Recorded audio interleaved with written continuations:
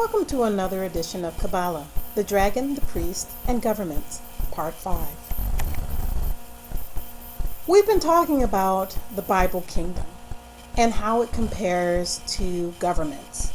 And in our last session, we talked about our government, the United States government, and all the governments throughout history, whether it's empires or any other type of government, kingdoms, monarchies, tyrants.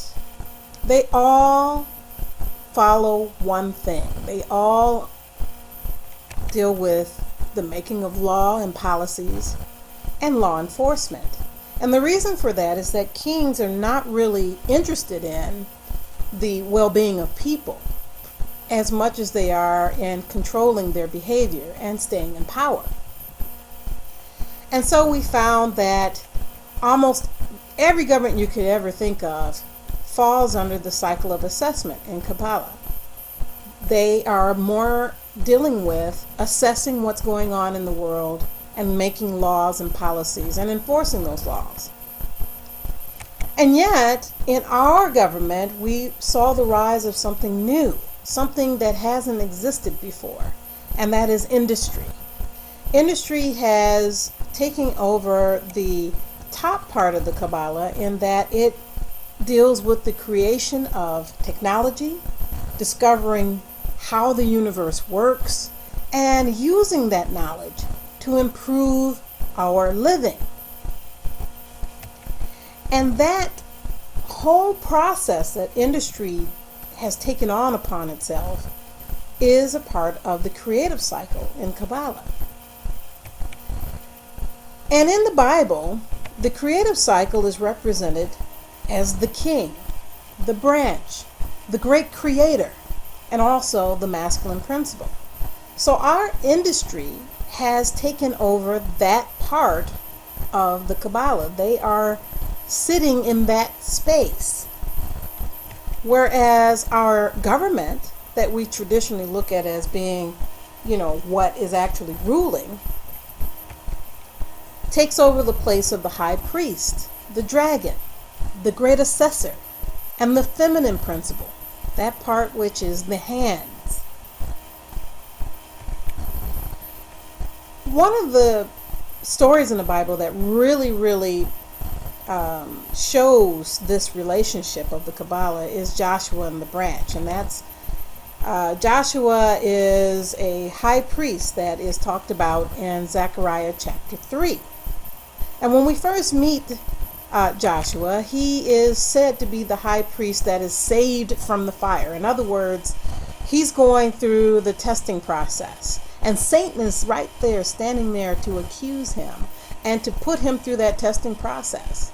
We also see that he is wearing the filthy garments, and we talked about that last time, that in Judaism, when you're wearing clean garments, your behavior is such that you are following the law. You are doing things that are not selfish, but you actually can pass the 4 tests of the dragon.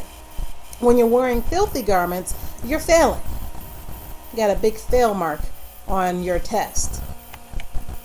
Now, a lot of people think that Zechariah is talking about, when he's talking about Joshua, is talking about Jesus Christ. But Joshua can't be Jesus Christ because he is wearing filthy garments. But there is another character that is brought out a little later on in Zechariah.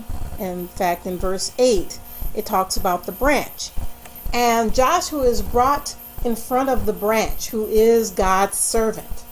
And it is the branch that is most likely the Christ. He is the stone with the 7 eyes, just as in Revelation, where the Christ is the lampstand with 7 branches, and he's the stone with 7 eyes. It is Jesus that is personified that way. He is also personified as the vine and as the branch in other places within the Bible. And so when we continue on with Zechariah, we find that there is a marriage that goes on. Again, we are introduced to Joshua, and Joshua is given a crown. And it says here in chapter 6, verse 11, Then take silver and gold and make crowns and set them upon the head of Joshua, the son of Jesedek, the high priest.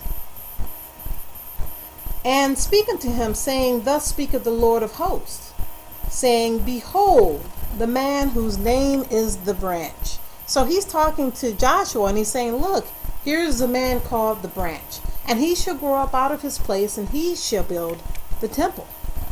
And even he shall build the temple of the Lord, and he shall bear the glory, and sit upon his throne. So the branch also has a crown. And he shall be a priest upon his throne. And the counsel of peace shall be between them both. Well, that last sentence really doesn't make sense. It's like, wait a minute, if this whole thing is about the Christ, if the Christ is going to build the temple and he's going to be the king sitting on his throne, and he's also going to be the high priest sitting upon his throne, something's wrong, because God already promised Joshua would be that high priest. And so when it says that the counsel, peaceful counsel, shall be between them both, it's really talking about between Joshua and the branch. And therefore, the high priest staff really belongs with Joshua. And the only way that you can have two entities that are behaving as one is if you have a marriage. The only institution where the Bible says the two become one flesh and they behave as one flesh is in a marriage.